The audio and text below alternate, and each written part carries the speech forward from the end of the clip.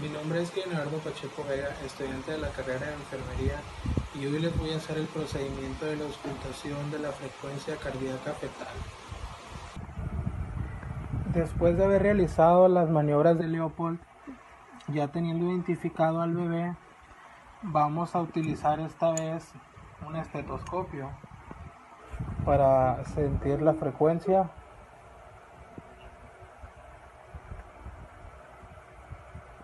Y la ventaja de usar un esteto es que podemos dárselo a la mamá para que pueda escuchar a su bebé de esta forma.